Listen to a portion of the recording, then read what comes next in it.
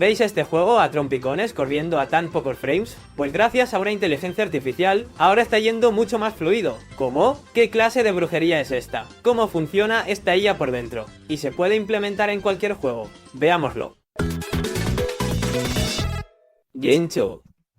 Muy buenas gente, ¿qué tal estáis? Cuando un juego va lento porque consume muchos recursos gráficos, una solución fácil es bajar su resolución para que tenga que calcular menos píxeles de pantalla. Pero si quieres seguir jugando a pantalla completa en lugar de en un recuadro minúsculo, al estirar la imagen ahora faltan píxeles. Para rellenar esos huecos lo típico es generar un difuminado a partir de los colores que los rodean, aunque el resultado queda un poco borroso, ¿no os parece? ¿Y si en su lugar entrenamos una inteligencia artificial para que sea capaz de interpretar y rellenar esos agujeros entre píxeles de manera inteligente? En la actualidad ya existen distintas tecnologías que precisamente solucionan ese problema. Yo en este vídeo voy a tomar como ejemplo la solución de Intel, XE Supersampling o abreviado XeSS. ¿Cómo se entrena una inteligencia artificial así? Primero hay que dejar claro cómo funciona una IA de manera general. Una inteligencia artificial no deja de ser un programa en el cual introduces unos datos, luego internamente aplica una serie de cálculos matemáticos y finalmente te devuelve un resultado. Las operaciones que ocurren en su interior las lleva a cabo una red neuronal y son las que se van ajustando a medida que entrenamos nuestra inteligencia. Entonces, para este caso particular, los ingenieros de Intel recopilaron un montón de imágenes de videojuegos en alta resolución.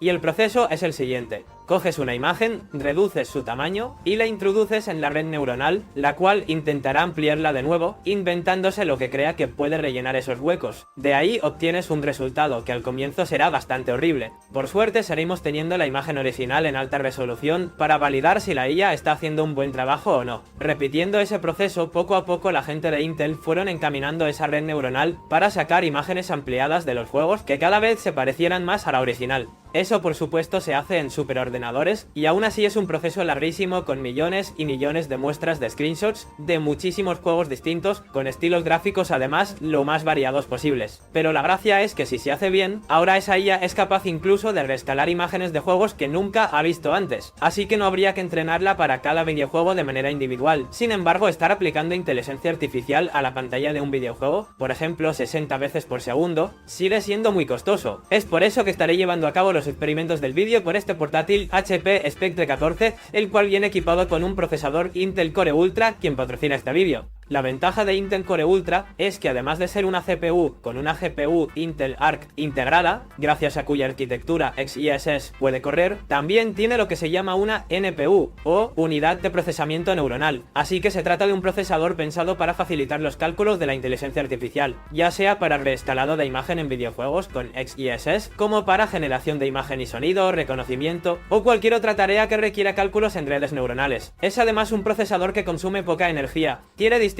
núcleos especializados para desempeñar cada tipo de tarea de manera eficiente y eso logra que la batería dure más, la temperatura se mantenga baja y como consecuencia los ventiladores no hagan ruido. Bien, ya sabemos cómo entrenar una IA que aumente la resolución de los juegos, pero ¿cómo conectamos eso a un videojuego? Luego daré más detalles, pero hablando a lo bruto, si esta es la cadena de todos los pasos que se suceden para ir formando la imagen de un juego en pantalla poco a poco, habría que cortar la cadena en algún punto específico e insertar ahí nuestra inteligencia artificial para interceptar una imagen a baja resolución, ampliarla y que el resultado siga la cadena. En realidad el input de esta red neuronal no será solo el fotograma de turno a baja resolución. Para obtener el mejor resultado posible, también le introducimos una información llamada vectores de movimiento. Esos vectores de movimiento indican qué áreas de la pantalla están moviéndose y en qué dirección. Así pues, son una facilidad más a la tarea de inventarse píxeles donde no los había para hacer el rescalado. Pero no contentos con eso, también le introduciremos a nuestra IA como input el historial de los frames anteriores del juego que ya han sido generados por esa misma inteligencia artificial milisegundos antes, de forma que tenga un mayor contexto de la escena. Vamos, no desperdicia nada de lo que genera. Y por si no fuera suficiente, encima la tecnología del XeSS mueve muy ligeramente la cámara en ese frame a baja resolución que entra por el input. Ese pequeño desplazamiento es casi imperceptible, pero permite obtener más información de la escena al verla, aunque sea muy ligeramente desde otro punto de vista. Todo eso para que la imagen escalada resultante sea lo más fiel posible a lo que debería ser si el propio juego corriera corriera a 4K por ejemplo. Como veis, son muchos más inputs de lo que uno esperaría. Eso significa que no basta simplemente con que la IA intercepte la imagen. Los juegos que utilicen XeSS tienen que estar preparados para proporcionarle a la IA todos esos datos adicionales. Para los que tengáis curiosidad, el punto exacto de la cadena en el que insertamos XeSS sería después de haberse renderizado toda la geometría 3D del juego, pero antes de llegar a aplicar anti-aliasing, postprocesado y la interfaz de usuario. De esa forma, la IA está captando la imagen virgen sin ruido que pueda afectar al resultado. De hecho, en realidad, XeSS sustituye el anti-aliasing. La IA, al escalar la imagen, ya está quitando automáticamente los dientes de sierra de los modelos, así que eso supone otra mejora más en el rendimiento. Veamos ahora ejemplos de juegos conocidos compatibles con X y Super Sampling. Por ejemplo está The Witcher 3. Aquí, mientras este PC lo corre a 37 frames por segundo de media normalmente, al activar el reescalado por IA, pasa de repente a casi el doble, 60 frames por segundo. También funciona por ejemplo en Shadow of the Tomb Raider. Mirad bien esta imagen nativa a 4K. Atentos porque ahora reducimos a 1080p, pero reescalando de nuevo con inteligencia artificial. ¿Qué os parece? ¿Y si un juego utiliza Ray Tracing para la iluminación? El problema del Ray Tracing es que cuantos más píxeles haya en pantalla, más rayos tienes que lanzar, y eso consume un montón. Así pues, gracias a la IA podemos reducir la resolución, lanzar muchos menos rayos, y luego reescalarlo, como veis iré reconstruyendo la imagen correctamente. Pues como estos, hay muchos otros juegos que son compatibles con esta tecnología.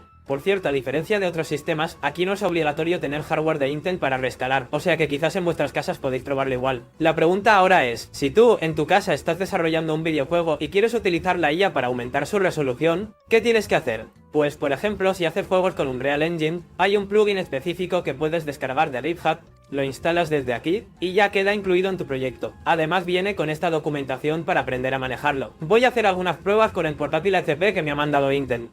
De momento, para empezar, la IA está desactivada. He cargado este escenario gigante que consume un montón de recursos, a ver si lo podemos optimizar. De media está yendo a 22 FPS, corriendo a 1080p. Si reducimos su resolución a la mitad, ahora los FPS aumentan a casi el doble, 42 más o menos, pero obviamente se ve mucho más pixelado y borroso. Es horrible. Entonces ahora sí, activamos X y Super Sampling para regresar a Full HD y de repente, como veis, la imagen pasa a ser muchísimo mejor. No va a los 42 FPS de antes, pero se queda en unos 34, que si eres estando muy por encima de los 22 frames que teníamos en Full HD cuando no estábamos utilizando inteligencia artificial. Encima, el ruido que teníamos en las sombras en la versión original ha quedado totalmente suavizado. No sé qué pensaréis, pero a mí me parece una mejora muy grande. Espero que os haya parecido interesante descubrir cómo funciona esta tecnología. Recordad que tenéis un enlace en la descripción a la página del Corte Inglés para echarle un ojo al portátil HP Spectre 14, con ese Intel Core Ultra enfocado a cargas de trabajo con inteligencia artificial. Sin más, muchas gracias por verme, un saludo y hasta la próxima.